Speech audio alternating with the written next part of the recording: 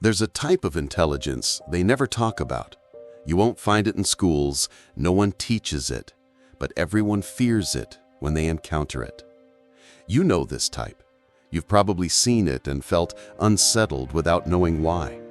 The person who never raises their voice, but somehow commands every room. The one who speaks little, but when they do, people stop everything to listen. They don't need validation. They don't seek approval. They operate in stillness, quiet, invisible, surgical. And once you understand what Jung discovered about this intelligence, you'll never see the world the same again. Because this isn't about being smarter. It's about being psychologically dangerous in a way that makes others respect you without knowing exactly why. You know this type. You've seen it. The person who never raises their voice, but somehow commands the entire room. The one who speaks little, but when they do, people listen. Not because they're loud, but because their presence is undeniable. This is what Jung called individuated intelligence. And once you understand it, you'll never see the world the same again. Because this kind of mind doesn't react to chaos. It observes. It doesn't beg for respect. It earns reverence. It doesn't fight battles. It wins wars quietly. Jung didn't admire intelligence for its brilliance alone. He admired it for its capacity to see through illusions, to operate beyond the collective madness. If you've always felt different, not weaker, but more perceptive, this video is for you. Because once you unlock this, you'll never be ordinary again. They won't tell you this. Not in universities, not in self-help books, not in polite society. Because if people understood how true psychological intelligence works, they'd recognize it immediately and fear those who possess it. You don't begin by learning theories. You begin by seeing clearly. At first, you're just observant. You notice more than you speak. You listen to people long enough to hear the contradictions in their stories. You smile at conversations that reveal desperation, not because you're amused, but because you're studying human patterns. You're not cold yet, but you're becoming precise.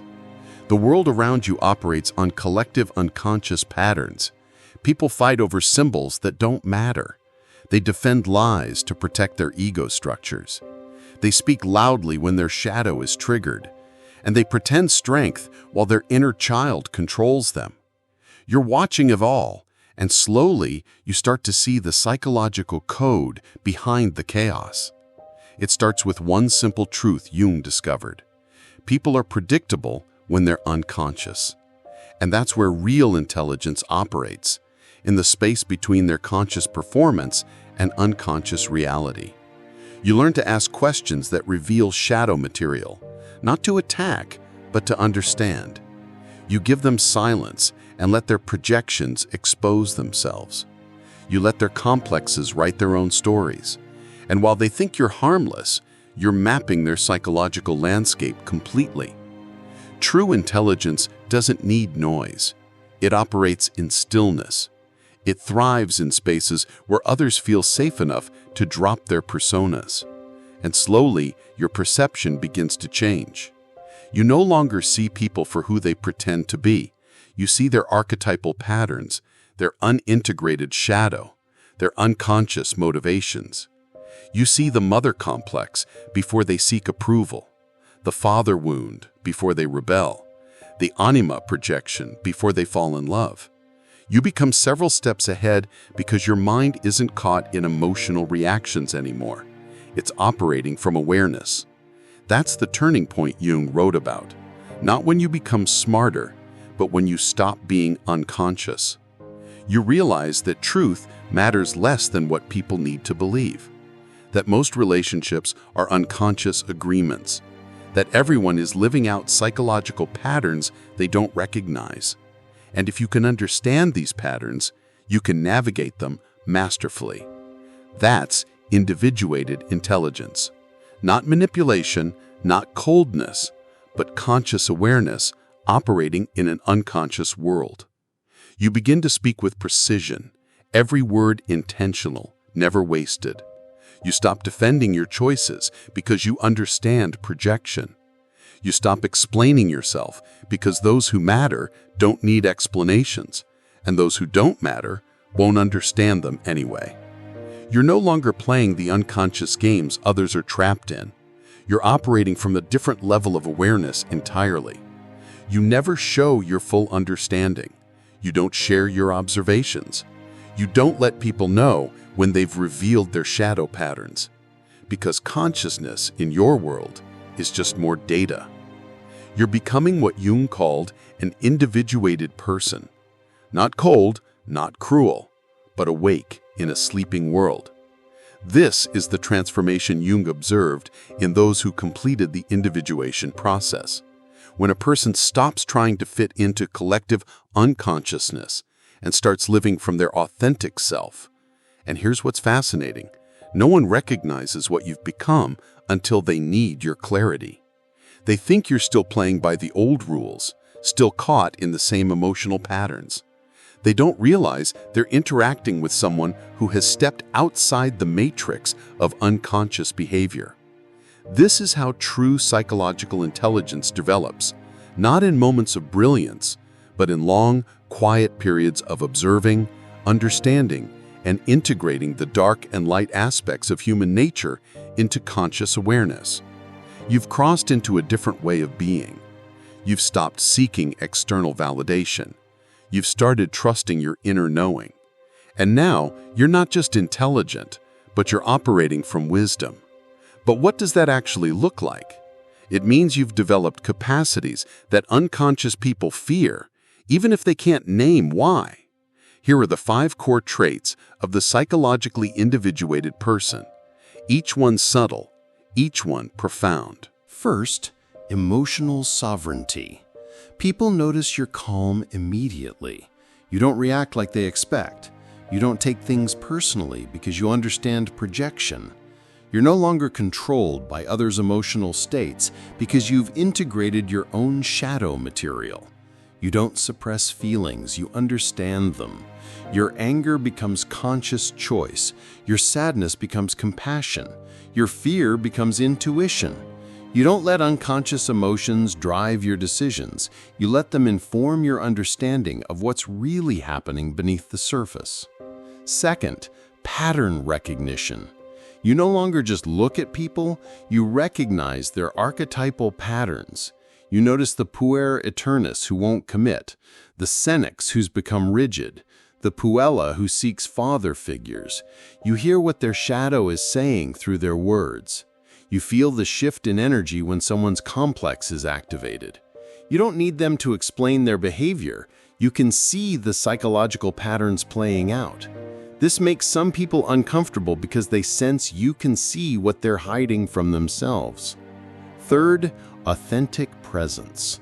When you enter a space, you don't need to perform to be noticed.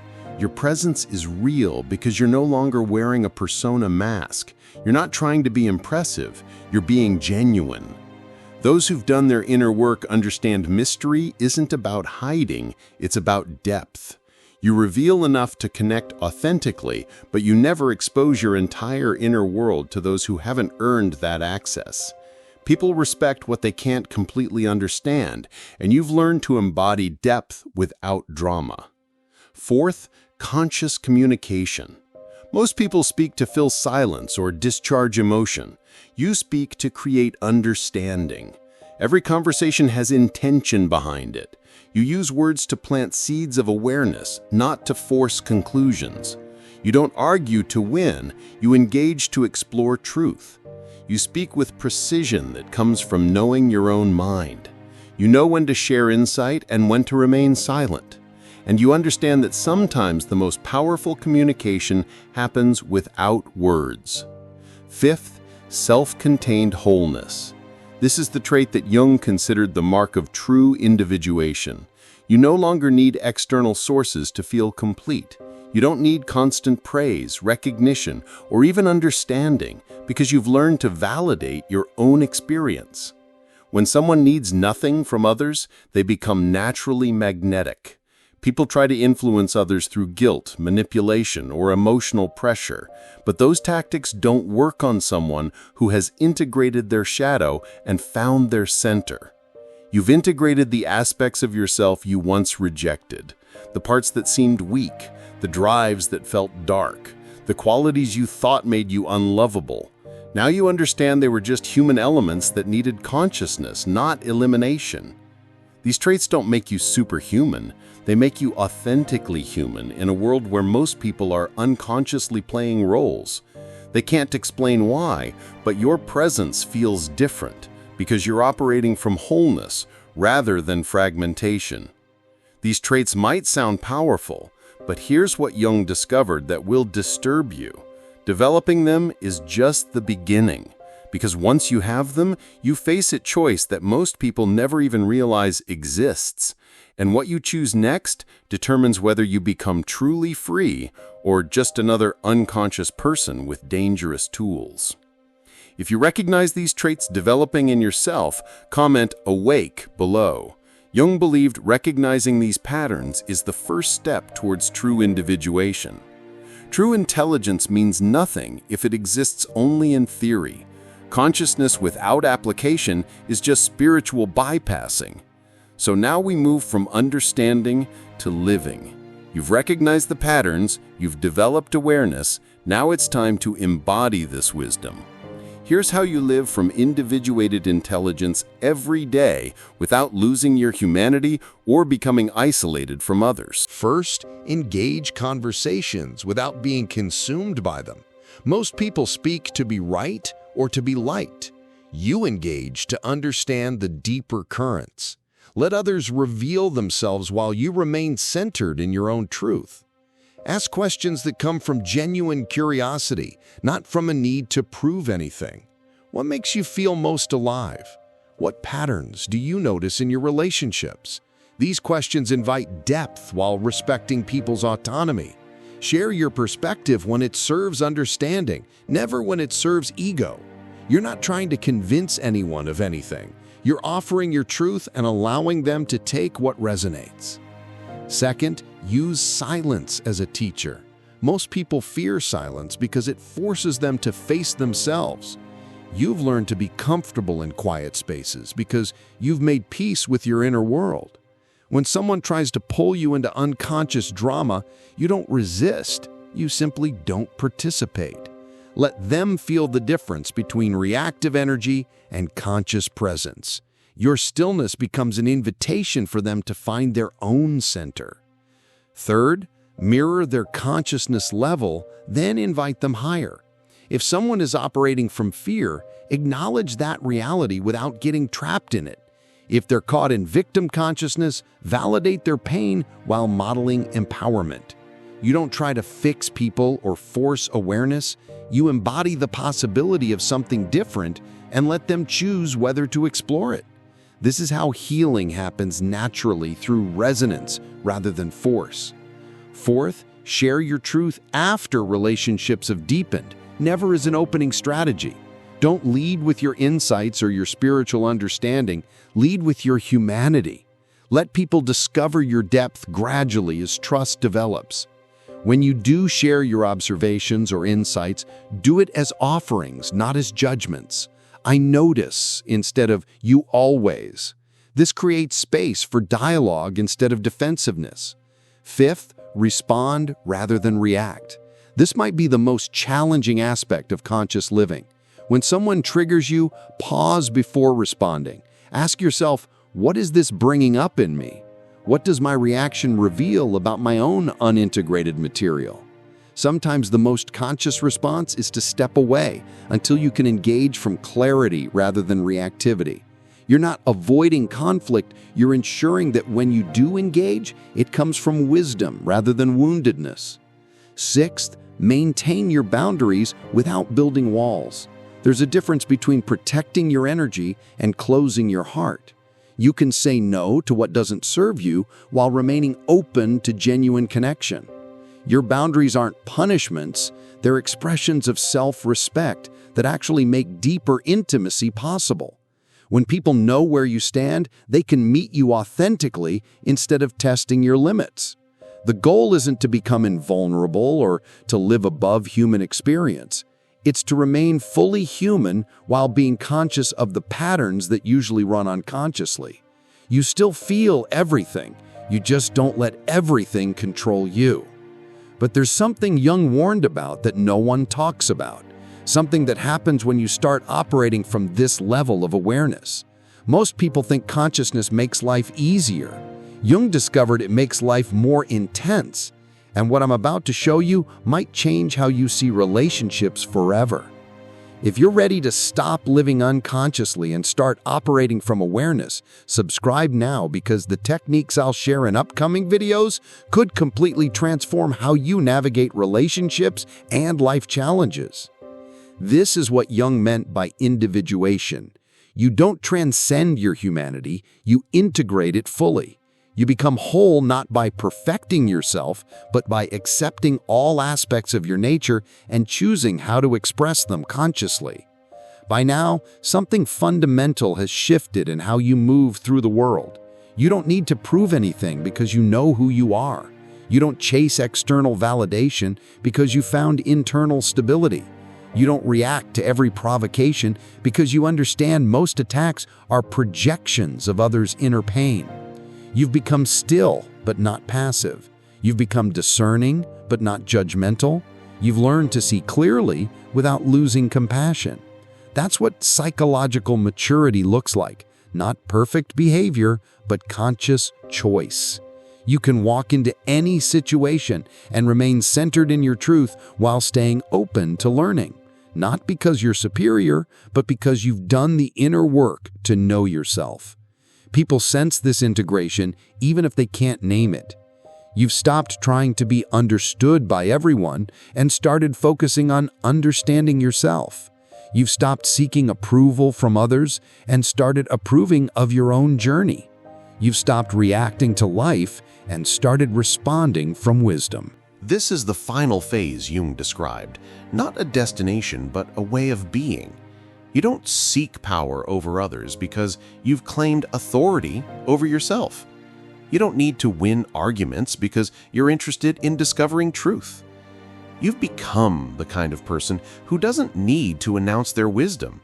It shows up in how they treat difficult people, how they handle uncertainty, how they remain authentic under pressure. By now you might be thinking, this sounds isolating. Jung thought so too. Until he discovered something that changes everything about how conscious people connect with others. This final piece is what separates true wisdom from spiritual arrogance. Jung understood that real transformation isn't about becoming someone different. It's about becoming who you always were, beneath the conditioning, the fears, and the need to fit in. It's about removing the layers that hide your essential nature and learning to trust what emerges. This isn't about being perfect, it's about being real. It's about standing in your truth while allowing others to stand in theirs. It's about engaging with life from consciousness rather than reactivity. And that consciousness creates a ripple effect. When you operate from wholeness, you give others permission to explore their own completeness.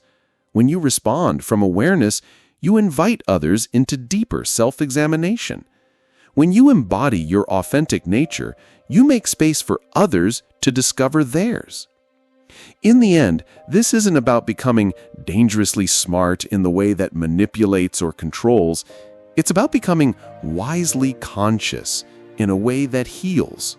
Yourself first, and then everyone you encounter through the quality of your presence. If you've made it this far, you're ready to stop living unconsciously and start embodying the wisdom you've always carried.